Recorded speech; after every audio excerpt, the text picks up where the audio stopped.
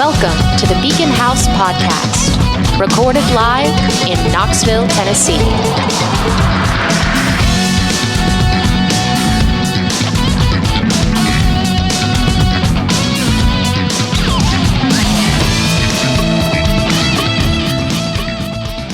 Okay, hey everybody, welcome back to Beacon House for a very, very, very special episode. I'm really excited about this one. We're tying a lot of things together on this one, but before we get too far into it, I want to introduce my lovely co-host right over there. Grace, say hello to everybody. Hello. How have you been? I've been wonderful, extremely busy, Same. and it's very humid outside, but I've been actually really great. I just moved.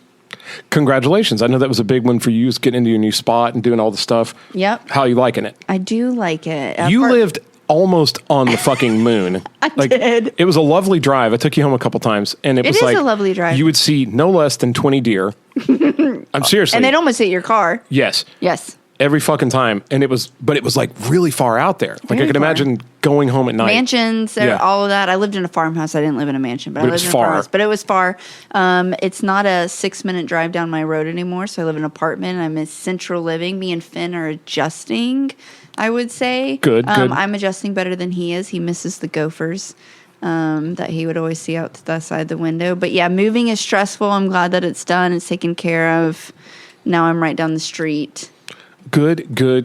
So this podcast, by the way, if anybody's counting, I'm not sure exactly when it's going to air, hopefully really, really soon, but we're recording this literally hours after we did the Burn the City show announcement for the Brickyard show on August 3rd.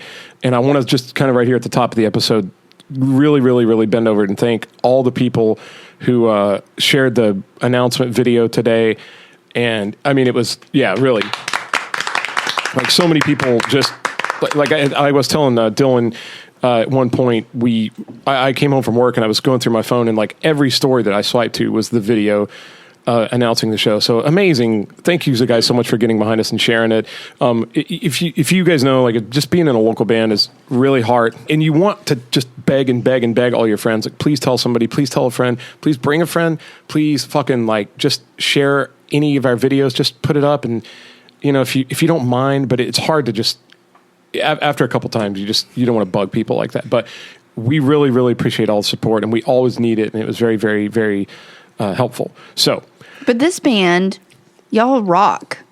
Y'all really do. Like the album, everything. I mean, I'm going to say, let me say it. I'm not in the band. I can say it and I listen. I have a hard copy of the album. I listened to it when it dropped on Spotify. I'm wearing the shirt. God damn it. Love it. You know, I'll say like, I like every single song on the album. Like, I think it's really good. It's very well written. It's very well played. It's very well produced. It sounds amazing. I really like it. I wish you'd put it on vinyl.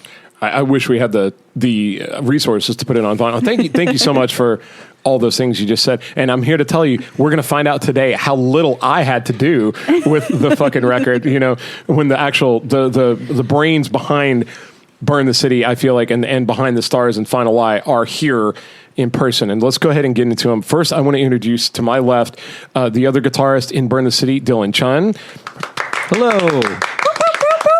And you may remember, some of you have listened to the show, you may remember Dylan was on our original beer shootout episode. Yeah, we don't have to talk about that. Yeah, he did great. He was wonderful. And Brandon likes to pour him heavy. That's true. So Beer Master right there. Beer Master Hudson, shout out to that guy who also was playing with us on August 3rd. Again, we're going to give you so many reasons to listen to this podcast to come out on August 3rd. I mean, we're going to stack up your reasons here. Just go ahead and put it in your calendar. But Dylan is here. Dylan wrote, I would say, 80% of the album. What would you say? Hunter's say no. Well, and speaking of that, our other guest today, not only the singer for Burn the City, not only the lyricist behind all the lyrics, which you're going to explain those lyrics today, buddy. You're not getting out of this. We're going into it. I've told people. I made the story behind the story. People are waiting to hear it. It's going to happen. So you're going to let us know. But also, former founding member and original co-host of the Beacon House, Hunter Barnhart, is here. Woo! Prepare to be disappointed. The long-awaited return that nobody wanted. No, everybody wants it. I'm excited about it. Yeah, and I want to do one where you and Casey both come back. Like, I feel like somewhere around Halloween we need to do one of those. But Do another horror movie. Yes. So, getting into this episode, the reason we've been meaning to do this for a while, but the reason I wanted to have them on, and also to have you, I said, like, I want to see some of this through your eyes because we're so inside it, we're so close to it. Mm-hmm. It's hard for us to not see it the way Sure. I feel like you see it the way the people we're making it for see it, and that's valuable to us. So, how your questions and your observations about Stars in the Final Lie, and we're going to talk about it. The comic book, which we have a copy of here. It's beautiful. It's amazing. Beautiful. It's amazing. I went through it, and the artwork in it is just absolutely amazing. Like it literally looks legit. Like y'all are professional writing for like DC Comics or Marvel I think it looks pretty legit. Like some heavy hitters here. We're available for work. I think it looks pretty legit too. It looks very legit. Like this isn't something that I would just be like, you're picking up. Yeah. Like this is like something that you'd want to keep in like a sleeve or. For anybody that doesn't know, we made a comic book that goes along with the most recent album, Stars in the Final Lie. But I want to say /lyric book. /lyric book. Yeah. Which I love. I love it because it's not just. You can literally listen to the songs and the lyrics play along with the images, and it's really, really cool. But before we get into the Stars in the Final Lie, I want to go back. Oh, no. No, I want to go back, and I want you to help understand, the previous two EPs we made. The first one was called Sparks, and then the second one was called Epitaph. And we sort of just wrote those. I don't know. I feel like the writing process is always it starts out just with guitar riffs and drums, and we see how things go together. But then it has grown a little bit since that. But somewhere in there, I feel like you guys take off and do something where it all misses me. So like you'll come in and you go, well, in this one they're going to do this thing, and blah, and it's got lyrics all of a sudden, and now there's a concept, which makes it to me is incredibly exciting. And I only sort of learn about it as I'm hearing the lyrics at practice or whatever, and I have to sort of ask, wait a minute, like that happened a lot on the Stars and Final Lie. I go, wait, there's Ramona? Who's Ramona? I wanted to give you the fair grace of saying, no pun intended, of saying, I didn't tell you guys that I wrote a concept album until we were like halfway through recording it, if you remember, or at least writing it. Like, I think you and I talked some about we're off making conceptual stuff. Yeah. And all of a sudden everyone was like, wait, there's a story? And I was like, yeah, it's a story. What is it like for you, Dylan? Like, at what point do you feel like there's a concept? When do you get fed up? So a lot of it is in Hunter's mind. Like, I feel like I am poking Hunter or like trying to squeeze him for material. Because like, you and I are just writing guitar riffs, or like we might have an idea, but we don't necessarily go like, well, this song's about this. We're like, this riff sounds cool. Hunter can write some cool melody over this. Yeah. And so that's a lot of, and so for Stars and Final Lie, especially, like the concept and the songs were kind of developed simultaneously because like COVID happened. That was a big part of it. Warp Drive and Crashing were already in the mix. And Ramona, you and I wrote in the hall. Yeah. Like the bass version of it. That's right. So in this hall right here? Yeah. Yeah, you guys were writing or rehearsing or something, and I showed Dylan the lyrics or something, and I was like, I have a melody for this one, because as you know, that's super rare. He was like, it's okay to agree. I was like, I have one. He goes, let me hear it. So we just went out in the hall, and he found, like, I'm sure it changed plenty since then, but the chords of the song were based on like a thing that I kind of sang to him. Like Perfect originally. Design. Yeah, like we did with Perfect Design originally. Yeah. Oh, wow. That's crazy. See, I never even knew how a lot of these things start. Most of the time, I just assumed Dylan had a riff, and then we wrote. That is mostly true. That is most of the songs, right? But so go back real quick to, and I remember like we all. So for anybody listening that liked those first two EPs, like that if you were into those, we all got together and kind of wrote them. But then later, when we were putting them together, Hunter, you said, like, well, there's going to be a theme here. And the theme, what was the theme for the first EP? Second one was death, right? Yeah, the second one was death. So the first one accidentally has a theme. I think that just happened that way. That wasn't on purpose. It was as we were putting EP2 together, and I explained that it was all about death, which, to be fair, was also accidental initially. and then it kind of made sense. Like it was just those songs gravitated towards each other. But when I looked back on it, I was like, well, the first one is also related, and they have thematic things that go through all three of them actually. So they're not narratively, it's not Coheed and Cambria. They're not linked that way. But tell me what's going on. Okay, I'm in this band. I do too. totally get that sense, though. Exactly what he just said. Oh, excellent! That's great to hear. Yeah. How so? Thank God. Yeah.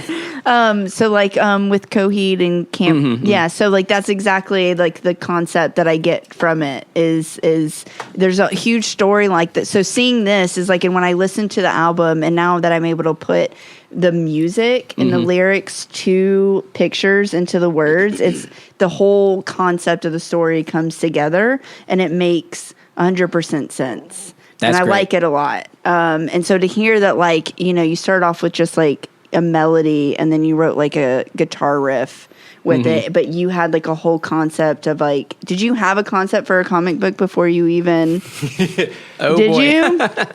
So, yeah, Like this I'm whole dying. story, because like the whole thing is like, honestly, yeah. when you first look at it, you're like, is that a spaceship? Is he on another planet? Like when you're looking at the album, like at first you're like, well, what is it? And then being able to see like there's like a whole outside. So when we get to stars through the order you want to ask these in, there's a very particular thing that spurned the story on. I will tell that. What do you want to say about addressing I'm the so comic book excited part? to hear this because I don't know any of this. I don't know these secrets. Go on. It's putting me. I feel like a puzzle is being put together in my mind Prepare right to be now. disappointed. Prepare to be disappointed. No, I'm not disappointed at all yet. I mean, Yet. I hope. I mean, finish the 10,000 pieces, and then at the end you just see this message that said, "You how do you spent think I feel? Rosebud is a sled. I'm in the band. I feel like I've been laying on the puzzle that I can't see it, and now they're lifting me up where I can see what the puzzle is. So anyway, go on. You were saying Something about the comic. As Oh far- no, just that it was never intended to be a comic. Right, Originally, I was thinking like we're going to put this on Bandcamp, and you can put in like PDFs or put in pictures into the file that you download when someone downloads it from Bandcamp. So like we could have some cool images to go along with the lyrics while people look at it, and then for some reason I let Hunter give me stuff to like lead in. These first 6 pages are like a lead into the story, into the first song, and Oh yeah, I gave you like descriptors or something. Right. And so I ran with that, and then we Prompts. realized, well, I think Spence was kind of the driving force, going, "No, this has to happen now." You also have that. he dedicated- usually is, and like he's I mean, like yeah. when he hears a good idea, something that's great. He's like, no, you have to fucking do this. Like you got to do this, and like it gives you like that momentum to do it. And I'm glad that he did, because looking at this, it's just like this is so well put together. Well, and let me Agreed. I will say something too. Like encouraging these two. These guys are so talented. It's almost offensive, and it's not. It's definitely not me going, "Oh, hey, here's a good idea. You guys should run with it." It's me just encouraging them that yes, that's you've already come up. Just saying yes, you're on the right track. Just keep going. Trust me, you guys already have it. Like. They didn't need any conceptual help. They just need maybe to go, should we do this? And me going, oh, fuck, yeah, you should, you know. You're so good at that. To return to your original question, this is the lamest thing I could say being in a rock band as far as what the theme is, but the first record is specifically We're not a macho band. it's specifically by any stretch. like anger / hatred, but that's at the core of all 3 songs. The first three re-released were Synthetic. Demons, Synthetic, and Perfect Design. Yes. Okay. So And they are kind of angsty. yeah. They are a little, and I remember you even back then on the first record, you were doing all these like really sly, like lyrical things, particularly like in the song "Perfect Design." the Adams thing. That There was a ripped line you to that pieces. Yeah, dude, there was a line that went by, and even when we were recording it, and I could just hear his vocals only, just literally just the voice, and he was saying atoms torn apart, made to collide, and I'm thinking he's talking about molecules, like atoms. He's talking about something like real sciencey, like super sci-fi, whatever. And then come to find out later, it was a double meaning, and one of the references was actually to a person named Adam. Yeah. You know, like not just ATOM, but ADAM. And like, so there's like he kind of wrote 2 songs together right on top of each other. And that's my favorite type of music, where it's like real ambiguous, and it could mean one thing, it could mean another thing. And it might just come down to what you're going through. and how it hits you. And I love that because it doesn't alienate anybody, but yet there's all these layers if somebody really wants to dig in. And they just do that stuff just naturally. And it's super crazy impressive to me. We got some fucking prodigies over here. That's what I think. We got some geniuses that, we're going to rival some Maynard. That's exactly how I feel. So I guess for anybody listening, if you don't like knowing what lyrics mean, just skip ahead somewhere in the episode.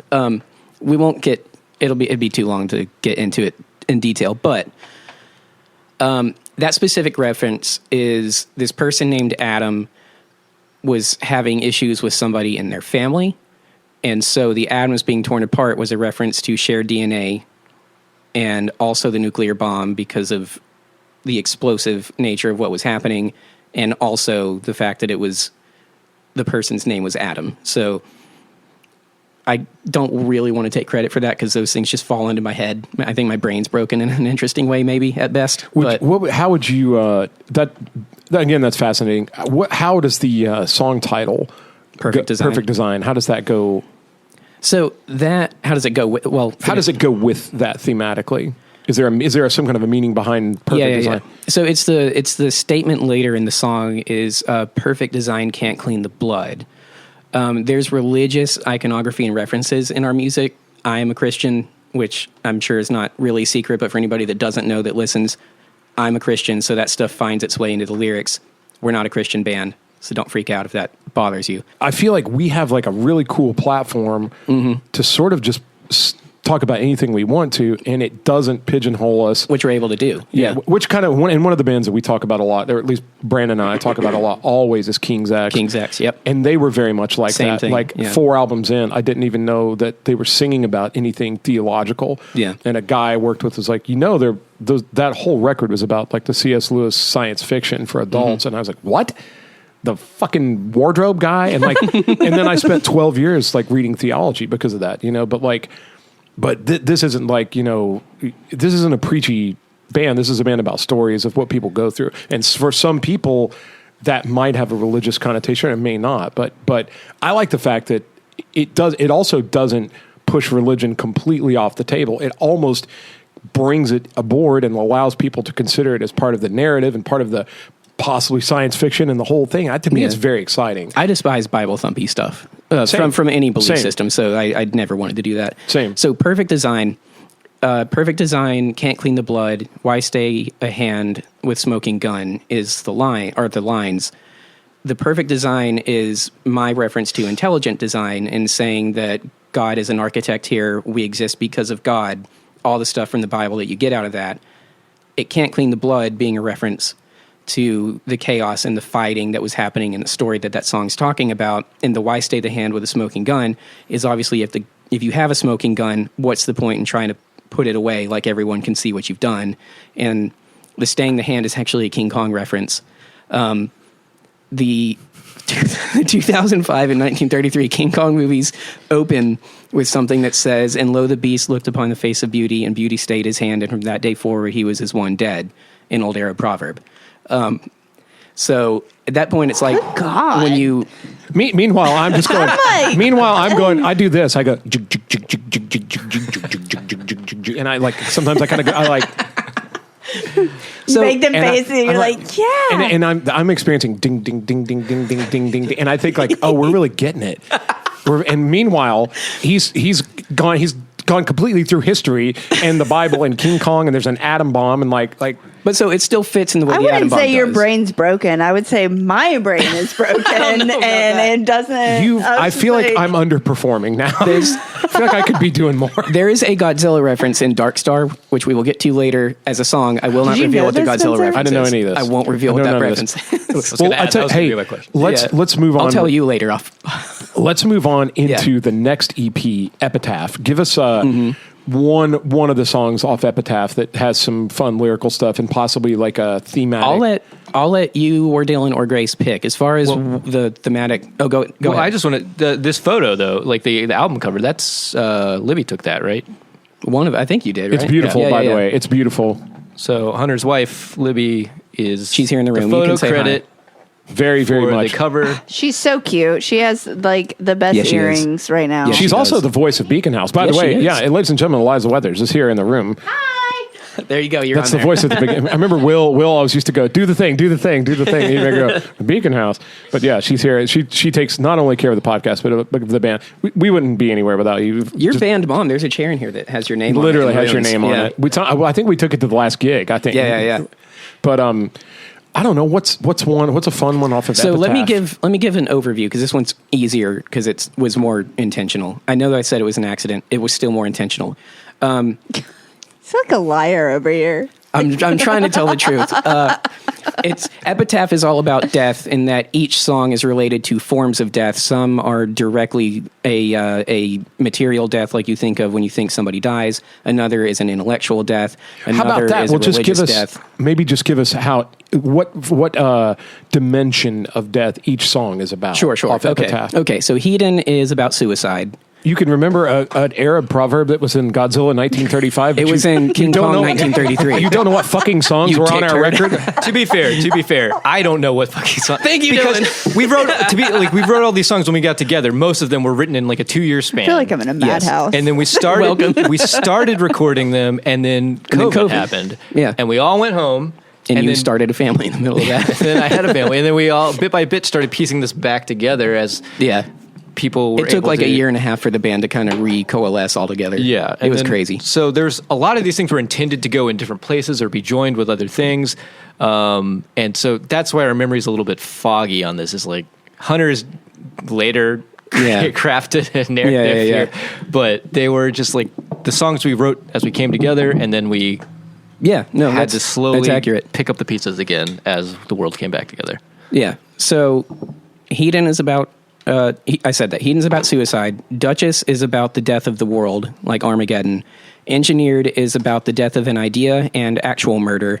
And 250 is about the death of the id, like killing one's. 21 Pilots has a lyric that says, "Sometimes to stay alive, you have to kill your mind." 250 is about killing your mind. So that's fantastic, and I did not know that about Epitaph. I knew that it was thematic about death, and I did realize Hedon was kind of a personal. I divulged that a little bit, mostly. And the meaning doesn't hide in the lyrical content. It's No, kind of gentle heart hides a violent mind. Yeah, That's also one of my favorite lyrics you've ever written. same. That one hurts every time I sing it. Yeah.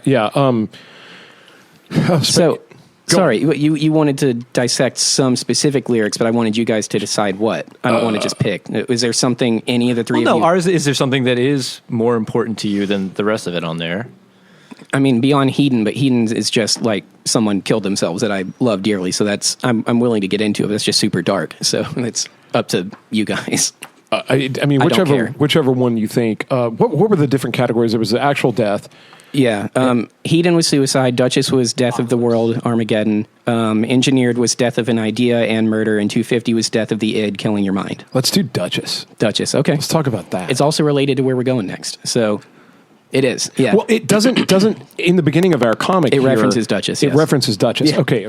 in a Stanley style editorial I hope you guys blurb are, that Dylan is forever my hero for putting in there. I hope you guys are following along. Okay. So Duchess, which is why we do this live, actually follows crashing a little bit. Because it often musically, does in the but- set as well. Yeah, They yeah. go musically. Yeah.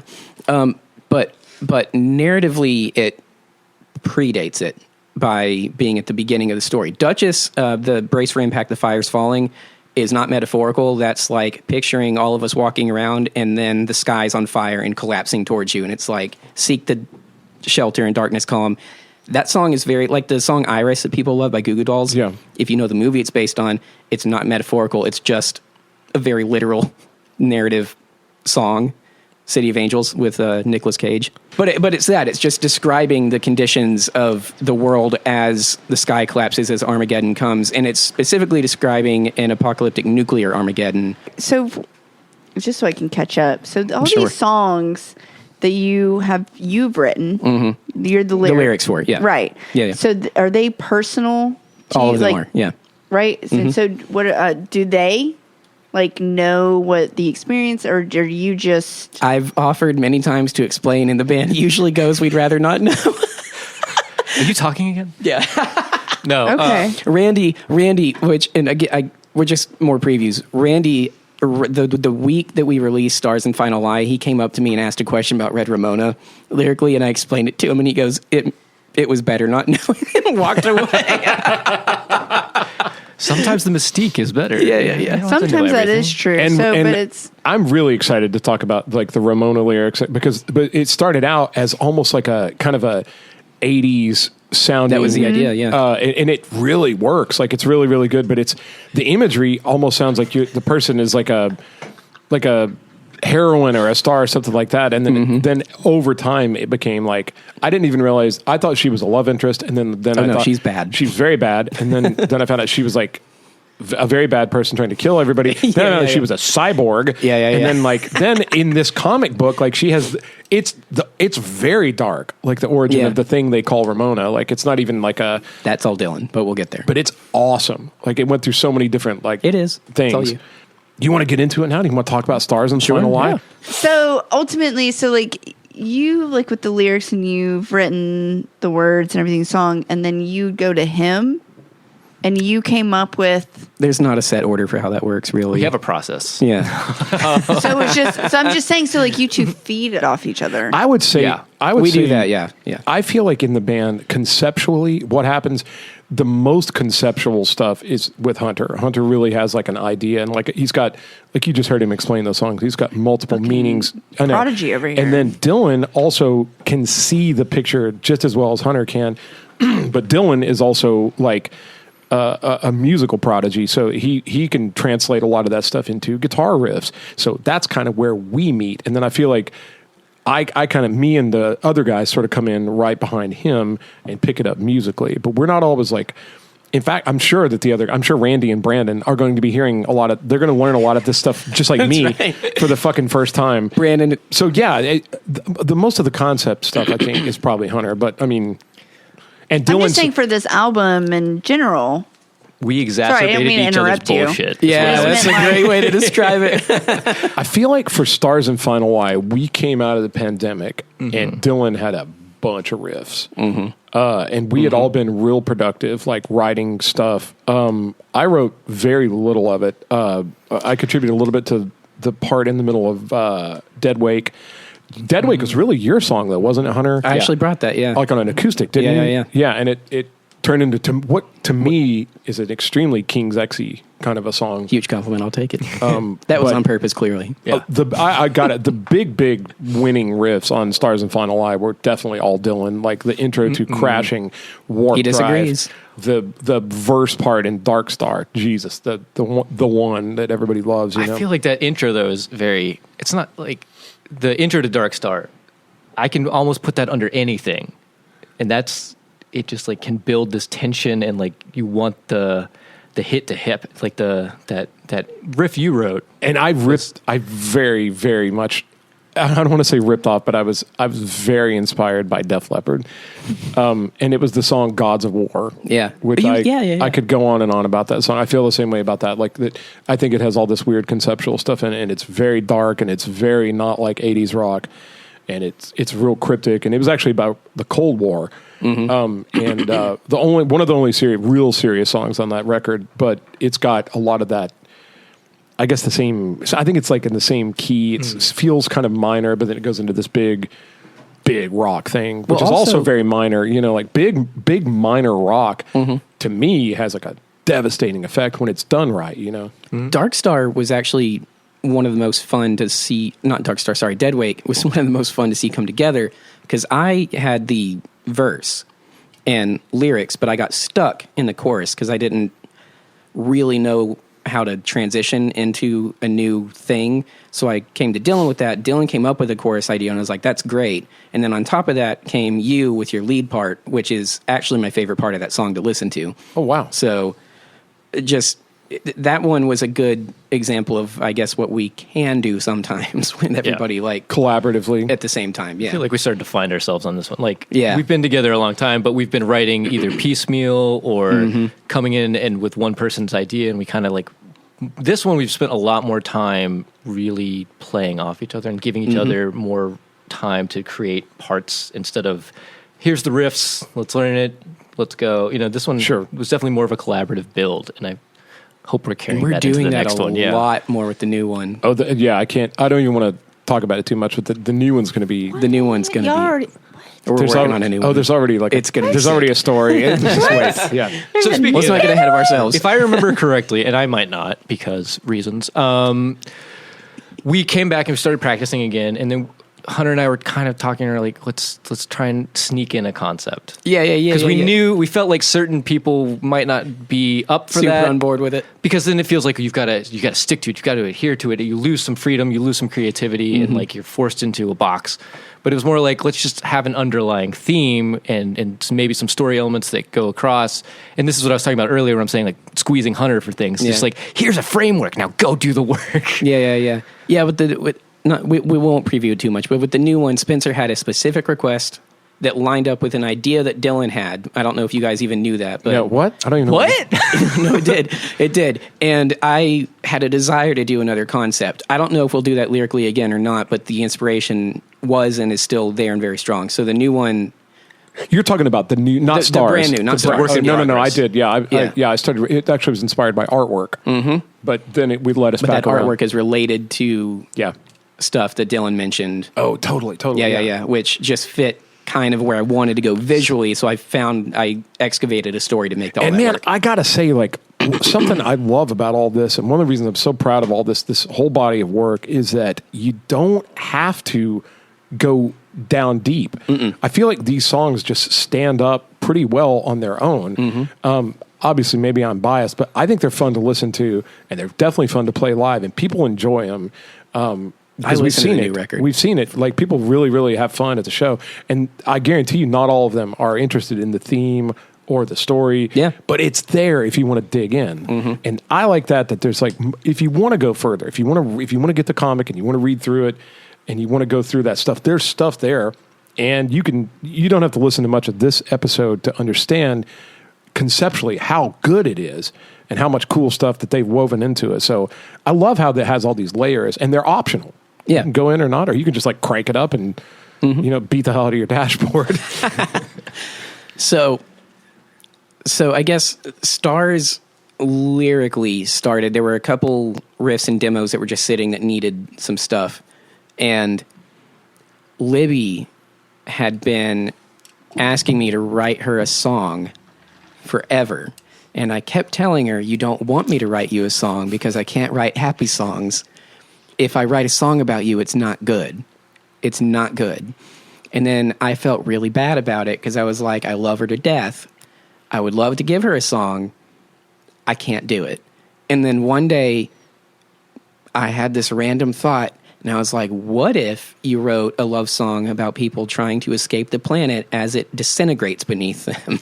And I was like, oh, that sounds nice. Oh, great. Yeah. Hey, Libby, I found a negative thing I can write about that has a positive love story in it. So I wrote you a song. And then as I was trying to get the idea across, I wrote some other aspects of it that went with other things. And then all of a sudden I was like, I like concept bands. This is a concept now. And then started building characters out and doing other things like that. So the story is separate. And I'm assuming that's Crashing. Yeah, it's Crashing. Yeah, okay. Yeah, and then actually Dark Star wound up... So I wrote Dark Star purely narratively to like go with the story we had, right? And then as you asked us earlier, all the songs are personal to me. As I was going deeper into what I was writing about with that, all of a sudden I went, oh, I don't know if you remember this. I was like, I wrote you a whole record because I couldn't just stick to one song, and then accidentally wrote you just a song for you, which is Dark Star, in the middle of it. So she has a record and a song now, and it's not Crashing, which is the song that I wrote for her in the first place. So this is failing upwards, is what Kevin Smith calls it. So that's Dark Star and Crashing, and then we know the Ramona came that you guys started creating that out in the hall, and she became like the protagonist. Yeah, Ramona is antagonist. Antagonist. Yeah. That's right, antagonist. Anti love song. What about Warp Drive, the closer of the album? Like, how does it fit into the whole? What's at the end? Yeah. Warp Drive. conceptually. I mean, yeah. Warp Drive is looking back after all the dust has settled, so to speak, and examining the conditions of the world that led to it not being worth saving from a religious standpoint and from a sci-fi standpoint. It's how nasty and depraved and amoral and self-obsessed and self-worshipping has everyone gotten that we would blow ourselves up, and the only way to escape was to head out into space because no one was coming to save us. Fuck. Which is also why the thing's called The Stars and Final Lie, because I don't personally think that we have anywhere else to go. Well, So- and it does end like if you look through the comic, like it ends on a pretty dank note. Like it's very, very kind of, you're left sort of hanging the way that the narrative sort of wraps up in the story and the comic too. Tune into the next record for that. If I could handle this, damn God, a lot. It's a so, lot. yeah. But I do have to say, like, all these heavy concepts and all of this like real deep subject matter, I think it just goes so well over like really like bombastic rock music. Yeah.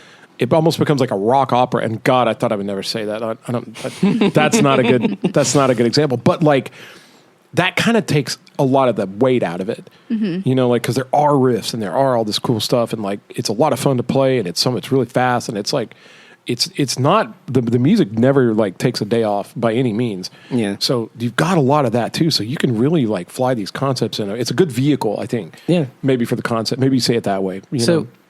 since you're the outside perspective and you really like the new songs, what do you want to know about it? Like, I mean, I just wanted, really just like where you got your inspiration from to like come up with the concept of that. How like musically, how you were able to bring that into the concept, how you were able to play off of it without knowing, you know, where the song, how it started, how it was built.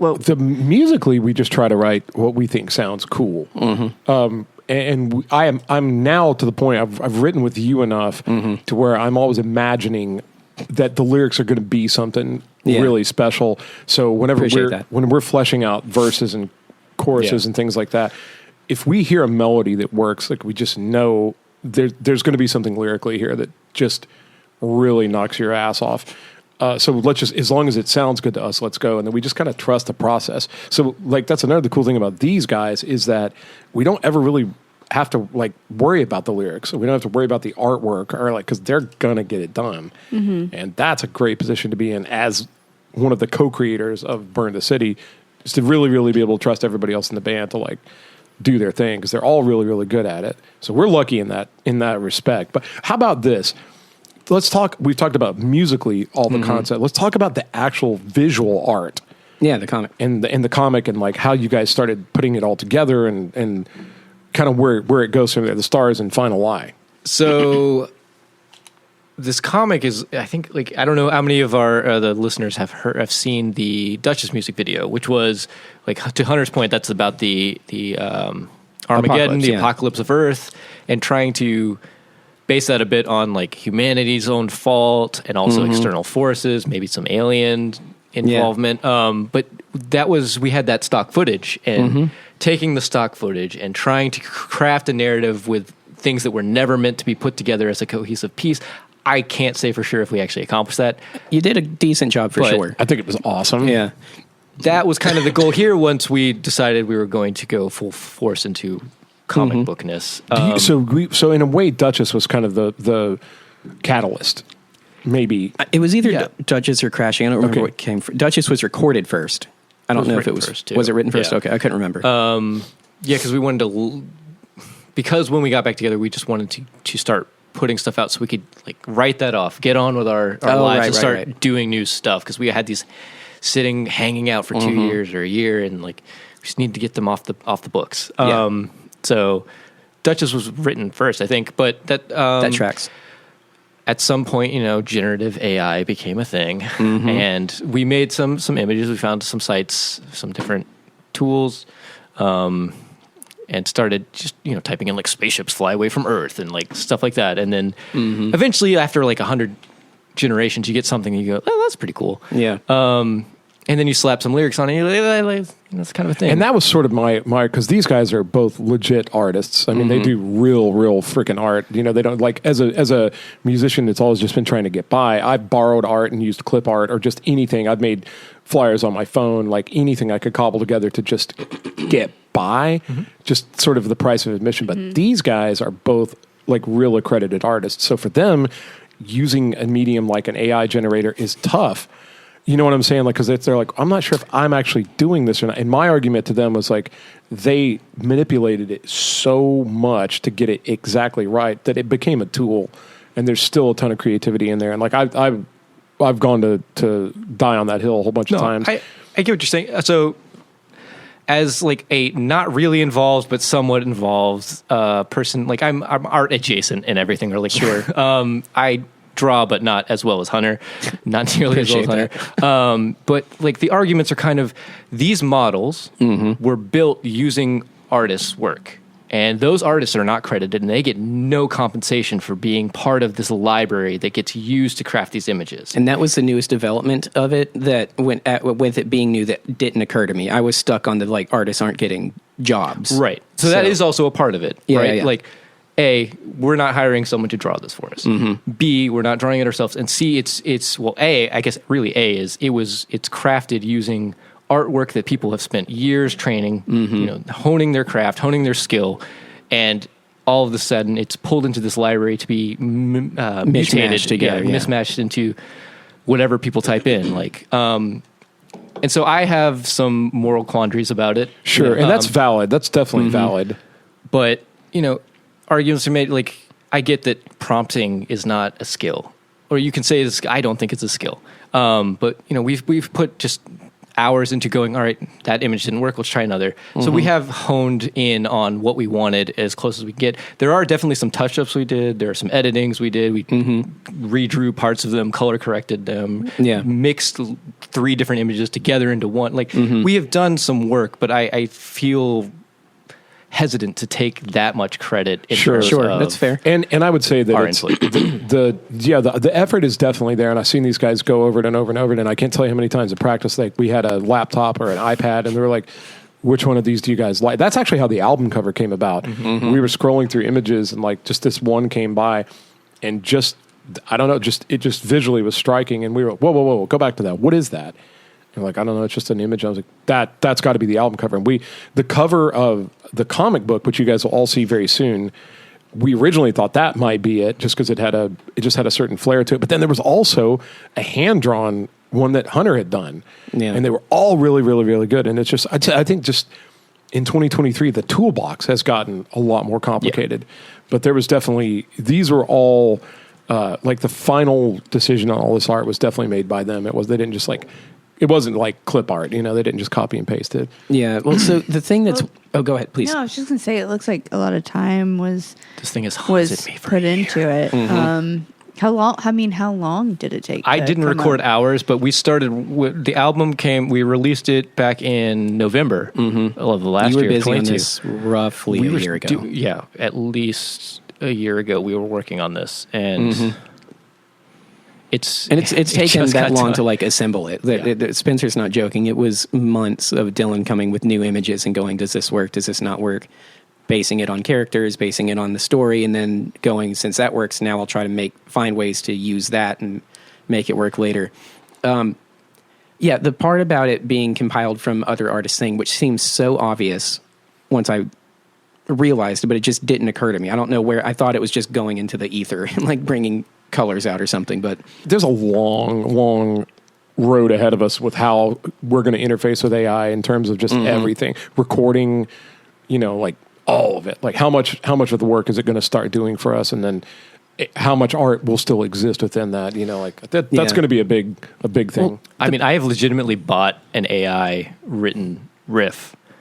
I haven't used it for anything, but it's a piano. It's a little piano thing, and it was just, it blew my mind. Like, a lot of the things it made were garbage, just straight garbage. It doesn't understand. Sounds right. It's lacking the humanity. It's lacking the soul, which I get, you know. But it can put together things that you go, oh, that is cool. Well, they just had AI design a guitar pedal for the first time ever at Sweetwater Gear Fest. There was the company Rev, or like Rev Amps. They told ChatGPT make a distortion pedal, and it came back. Of course, it did. Well, it came back with a schematic, which didn't work, but it was like 70% of the way.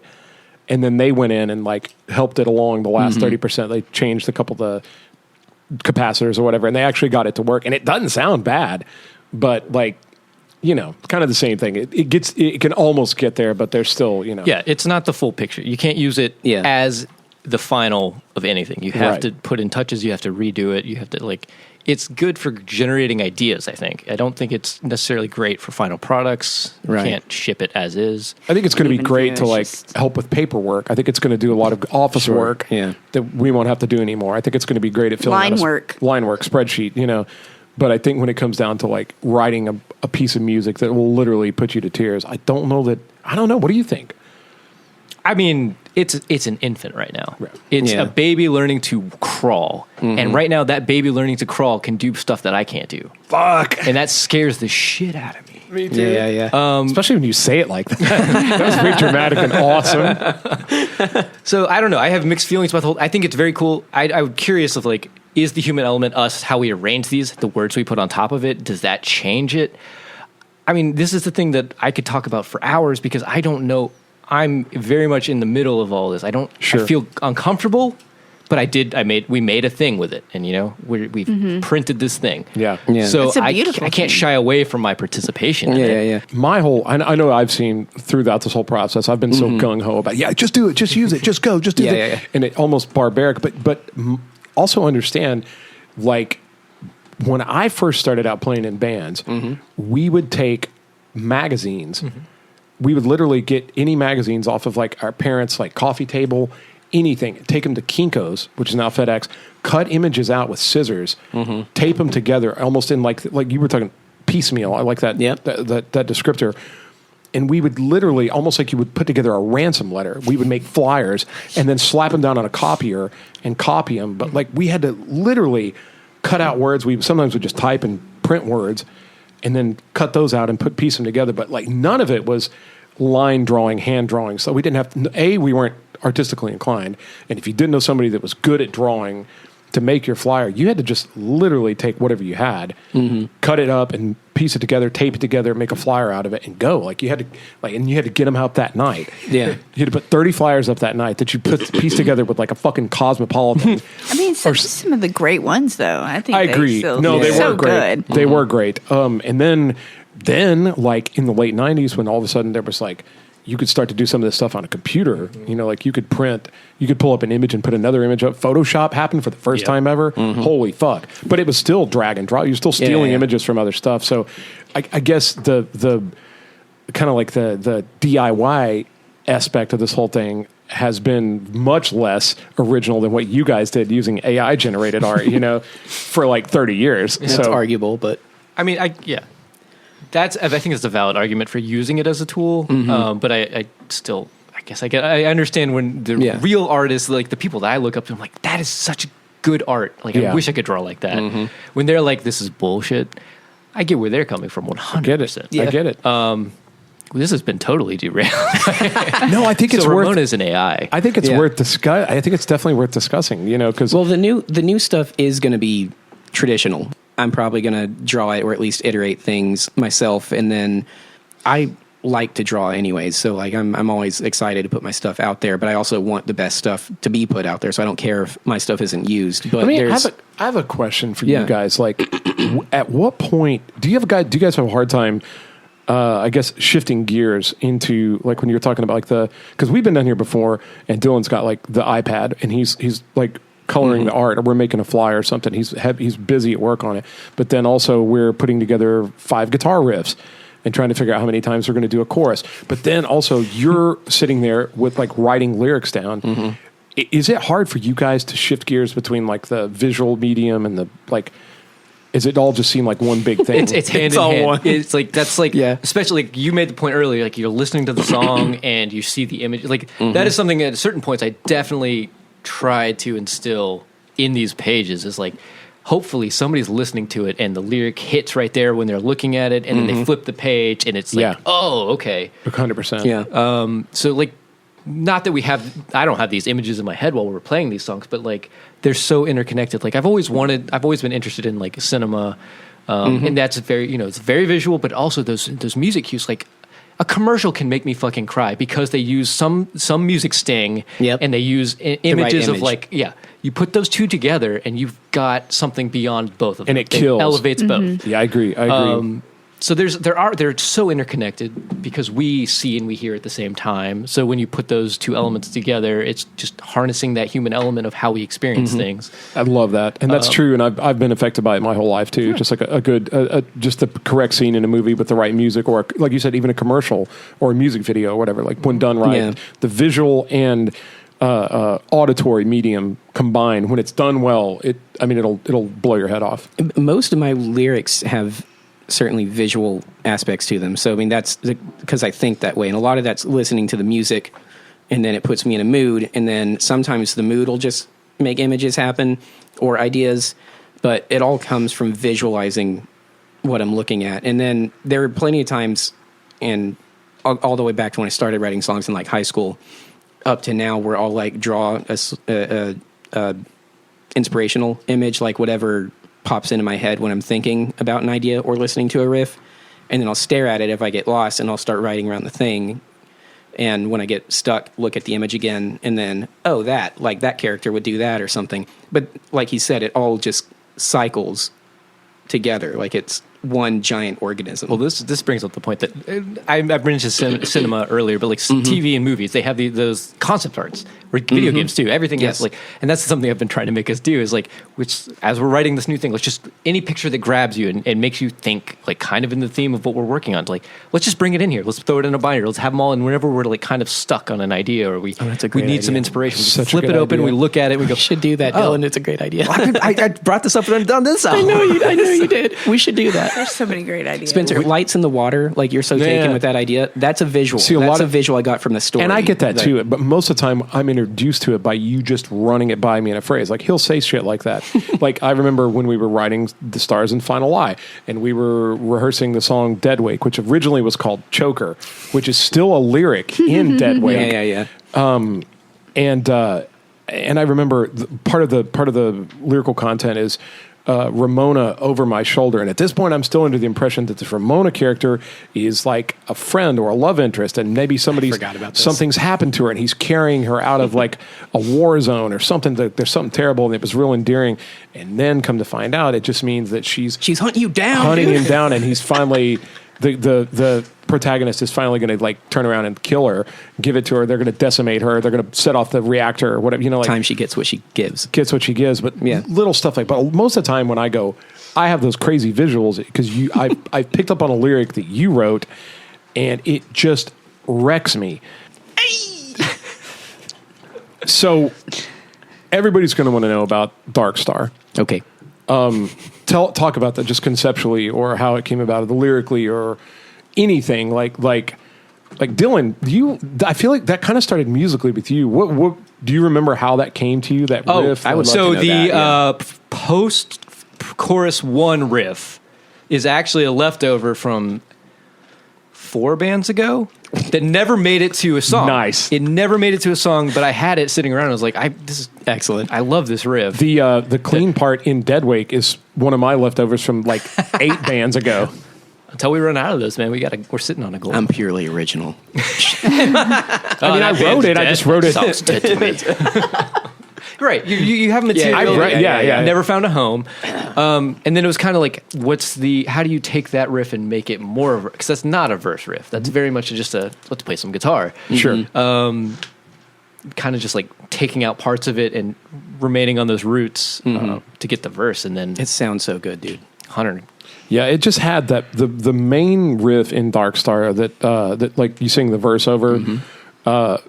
The first riff you hear after the intro or whatever, like just to me, it just did everything right. It landed perfectly right. It was just the perfect.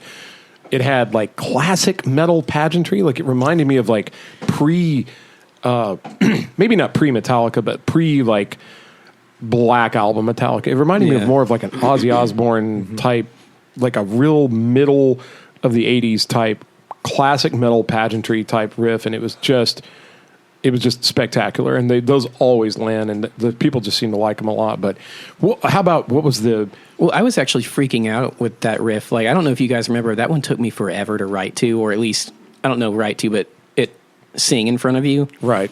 And that was because the riff is so strong, and the thing that I find the most boring as a singer and listener is to just follow what the guitar's doing the whole time. Absolutely. And that riff is a monster. It's really, really strong. And I was panicking the whole time in the corner of the room going, I don't know what I'm going to sing over this. Well, and I think that's why so much of the 80s stuff didn't age well. But the fact that you were able to like dig in and sing something, in my opinion, was very cool over that, and not just to well, you felt that way about Warp Drive, and I don't want to derail, but it's interesting to me because though the more complex, just weird ones are easier for me to write to, and maybe it's because there's, as Randy's put it before when we were recording, there's a lot more room to pick stuff, and with a really strong, just driving riff, that's fantastic, but there's not as much wiggle room to go, I could just do this thing or pick that idea. Like, you have to really hone in, I think, on like, this is what it's going to be, and just hope that it works. Yeah, so Dark Star. In the narrative, the idea is that it's... so with the religious iconography, I've always seen these guys as Adam and Eve, but for a new world, because they're leaving Earth as it dies, right? So this is Adam after they've killed Ramona, and they're just out in space, and they realize we're in this spaceship. We really shouldn't be. We're going wherever the nav thing is taking us. The nav computer is taking us. Hopefully it's, habitable and we can make this work. But there's no planet. There's nobody left.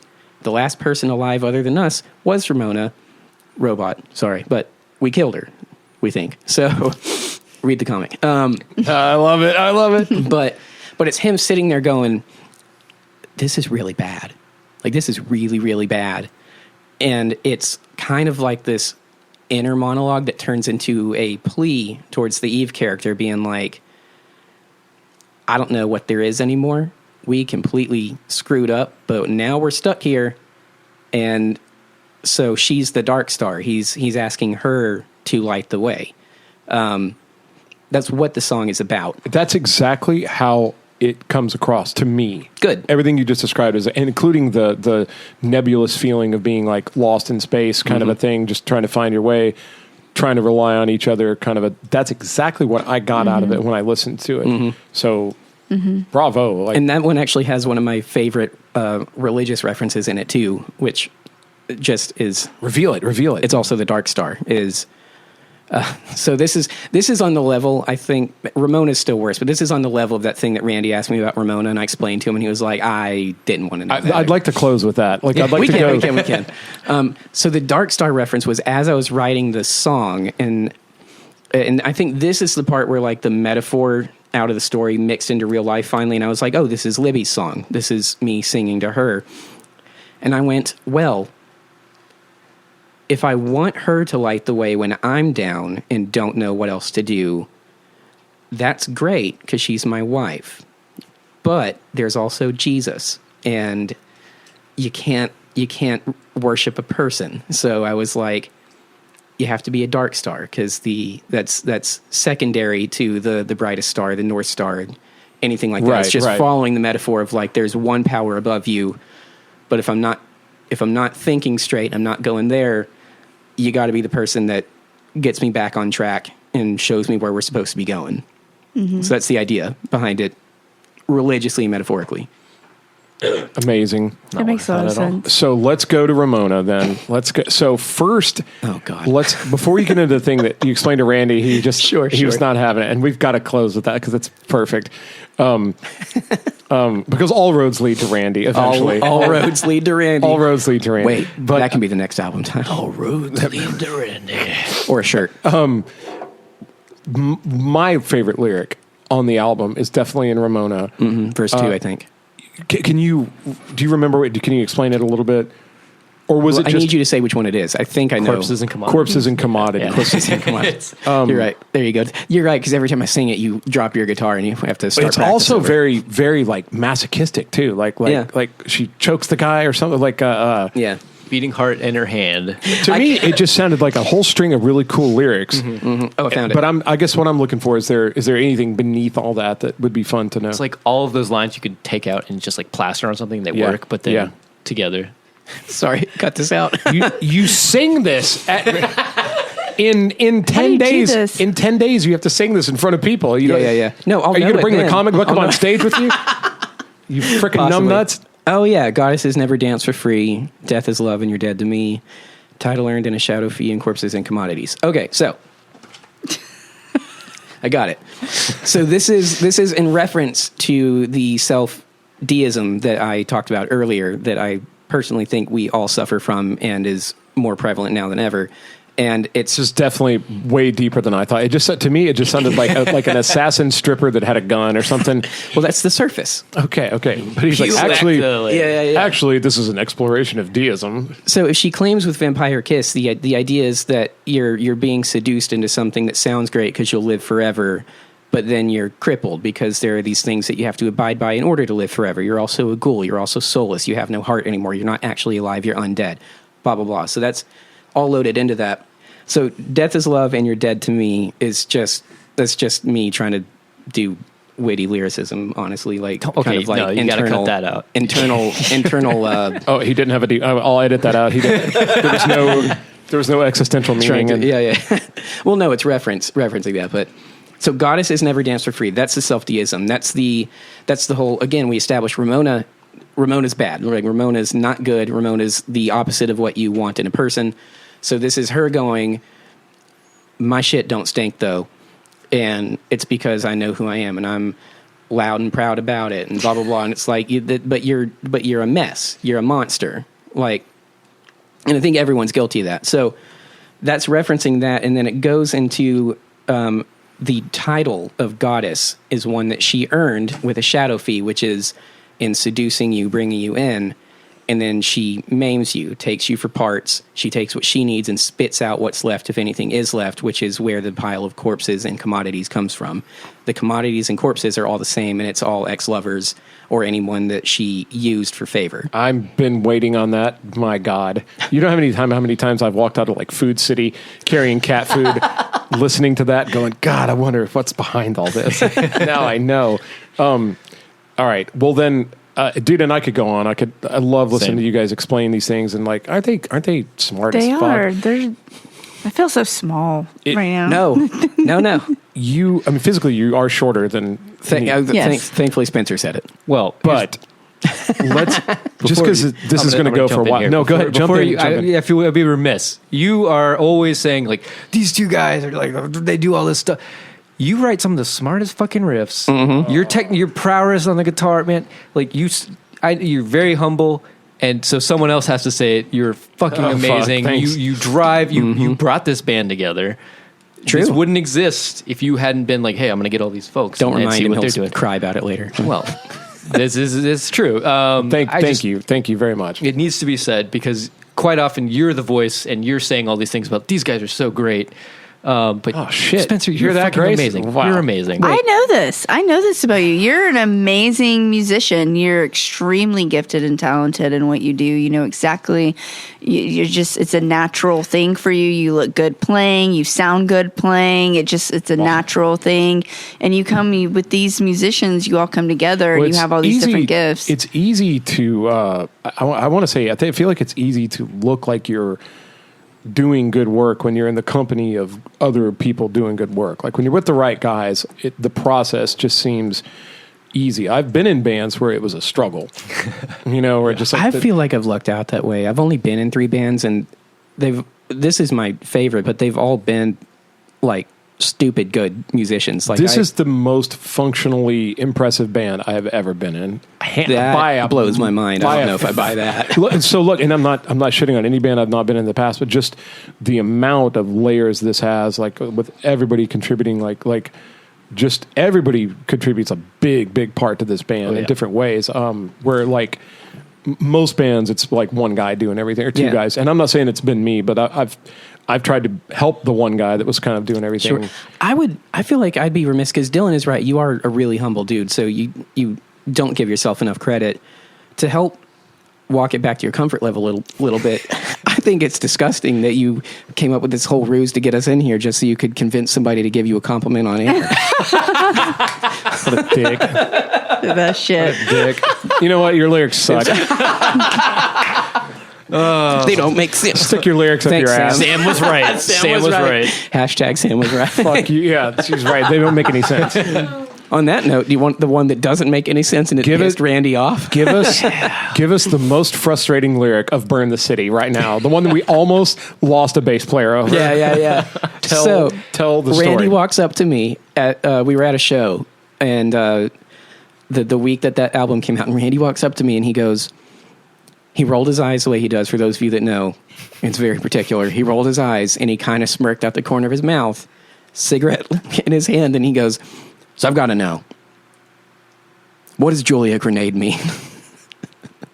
And I was like, are you sure you want to know? And he goes, "I guess." And I was like, okay. That was a reference to Julia from Engineered in Epitaph, which was also a reference to a metaphor of an idea for a lost love that I came up with a friend of mine 10 years ago based on a character from Cowboy Bebop.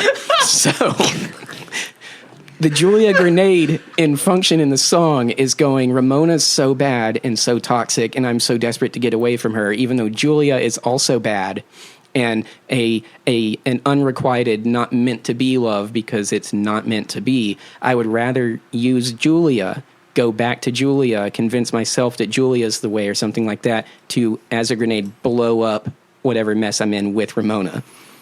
That's what that lyric means. I can't believe he didn't punch you.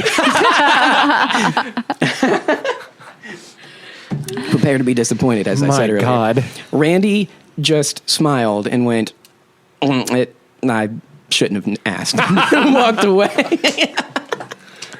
Well, fuck. Yeah, I got nothing. That's a lot. What I can always promise you guys, if you listen to Burn the City, you don't have to like it, but I'm not going to sing something that doesn't mean something. So Also, if enough people pick up the comic book and like, if we get enough support behind Stars and Final Eye, maybe one day we'll actually reveal the alternate lyrics to the middle section of Ramona. If you guys remember. You remember about the shooting stars, that part? That part. Oh, the one that we recorded for Brandon. Yeah, we may even have a recorded version of that. We might release it. We might drop that. I forgot about Ramona alternate lyrics. If everybody comes to the show, it's really good if you're in the produce and you section. stand in the front and you shout and you scream and you participate and all the kind of stuff. Maybe that would be fun to get the see- crowd in on if that ever got released and it only release it to thought it certain was- people, and it's their job to sing it. Yeah. Okay. Oh, you guys are coming to the show? Make sure you sing it at that part. All right. Are we doing Ramona 1 or Ramona Secret? Who all's here tonight? I totally forgot about that. Yeah. Well, guys, thank you so much for coming on. Thank you for having us. Grace, thanks you for listening to us blather on, and Jesus Christ. I enjoyed it. But also, thanks Only for fell asleep a little bit. Just kidding. There we go. There it is. We have that effect on women. But How? But like, thanks for providing the outside perspective. Like, yes, like it's nice to know that to just like somebody who didn't participate in the creative process, it's still impressive and like. Thank you for that. Like, thank you for your compliments. You're very welcome. You're very welcome. That was really the thing that I think made me realize that CD actually worked the most. Was you from an outside perspective is the most I've gotten to hear from somebody. But I know when we first released it, we were hearing from all the people that normally like listen to our new stuff and go, "Hey, I like this or that." I heard from a couple members different things that people liked about some of the songs, and they were completely unrelated to what the songs were about, which is my favorite thing about music. You talked about it earlier, that you can just access it and it can be whatever it is to you. But the fact that people were listening and like the words meant something to them and they were like, this means this, or I can relate to it, that was huge. The lyrics are the part that I stress about the most. So I'm just glad to know that it's working even still. It is, yeah. It is. And I mean the same. I spent a lot of time trying to get the guitar parts right, and I know so does Dylan, and we all, like everybody really works on putting the whole thing together. But I think at the end of the day, we just want people to have a good time. Yep. Like we wanted to come to the show, have a good time, listen to the album, read the comic book. Like, let us just take you away from it for a little while. Like hopefully we could provide like an escape here. I feel like there's a lot there. Like if I were not in this band, I think I would be super into this band, and I can really say that honestly. And that to me at the end of the day is probably still the best feeling. Like if I was not a member of Burn the City would be one of my favorite bands. Yeah. Just based on the stuff that's happening. So like I hope a lot of people take that away and feel that way, and we hope you guys come to the show August 3rd at the Beard and Brickyard. Woo! Be August there. 3rd. With big energy from White Knight. Waiting for you to finish that statement. Sorry, big energy from White Knight and the Knockdown Dragouts. Now tell them who the frontman of the Knockdown Dragouts is. Oh, that would be one Brandon Hudson. Yes, the beer master you may recognize from this podcast. Best frontman in Knoxville, the best Right. singer in Knoxville. It's I was going to say it's his new, but it's actually an old band. Like I posted a thing on Facebook the other day, literally, ironically, just like a week or two before we're about to play together again. My band with Brandon Lee, Signs of Life, played 10 years ago with the Knockdown Dragouts. No band way. at the Concourse, and it was That's my sick. last show for a long time before pretty much kind of starting this band. Yeah. But it was with the Knockdown Dragouts, and I posted it. I just sort of put like, "Hey, wouldn't it be great if we played together again soon?" You know, because I knew we were about to announce this show. But Yeah, What if time you're does that show start? Oh, that's a good question. 7 p.m. I'll answer my own. yeah, I know it's a midweek show. A lot of people are like, "Well, yeah," but like, look, it's going to be early. We're Also, doors those at bands 7. are great. Yeah. White Knight is fantastic. So good. Knockdown Dragouts, I've not gotten to see yet, but I know the guys in it. They're gonna kill. stupid good. They're gonna kill. I'm super stoked for that. They could fall down and still have like Yeah. an amazing show. And you know? it's $10 at door. $10 at the door. $10 at the door. Not that expensive. We'll start Like, at 8, but get there early. Let's hang out. Yeah. Yeah, and the show's not going to go super late. It'll be over by midnight, I'm sure. Like you guys can still get up and go to work in the morning. It'll be fine. It'll be nice little Thursday. Well, hey, shout out to our 2 members who aren't here. Randy, you produced the fuck out of this record. Great job. Very true. Like, at first, when you took over, you said you didn't want to do it, so we all assumed you didn't want to do it. But then you did it, and you knocked it out of the park, man. Good job. It sounds great. He didn't want to do it until Dylan started doing it, and then he was like, "Wait a minute!" And then he'd be mixing the record. I thought you didn't want to do it. Well, somebody has to. And Brandon, you are still by far the best drummer in Burn the City, buddy. That's true. That is true. That is and crazy backup vocal energy too, Dude. Yeah. I love that we have a drummer that sings. I love that we have. I wish you would start singing some, honestly, Spencer. But there's a lot of I'm busy enough extra as it is. vocals in here. I've got to play guitar. I've got to try not to fall down. You know, like I'm swamped. Yeah, Brandon's a really good singer. So yeah. I actually hide behind him in some of the songs. Some of the ones that are really hard to sing. Like you take that. Oh part. yeah, I've noticed certain parts have been given to him. Yeah, Well, and maybe also speaking of Brandon, it's maybe worth mentioning. We've been talking about Stars and Final Line. We're actually going to be doing a new song. Ooh, yeah. At the show. This will be on the. This will be from the upcoming record. the new concept, the new story, first song ever that anybody's going to hear. It's actually as yet untitled. It has a working title, but We're going to be playing might it, tweak it. playing it at the show on August 3rd, and man, like the drums in it are Sick. unbelievable. Like we're really letting him off the chain. You know, Yeah, like, yeah, yeah. Brandon is capable of playing literally anything, and he's very good about. He's also super pro, so he stays in the pocket. Yeah. a lot. But like that middle section where he cuts loose, so it's worth. Yeah, It's we're so we're, good. we're starting to encourage him. Like, hey man, shred a little bit. You know, Yeah, 'cause yeah, he yeah. can definitely do it. And boy, it's awesome. It's so good. It's so good. so So you'll hear a little of that, and you'll hear a new Burn the City song. Yeah. So yeah. bye bye.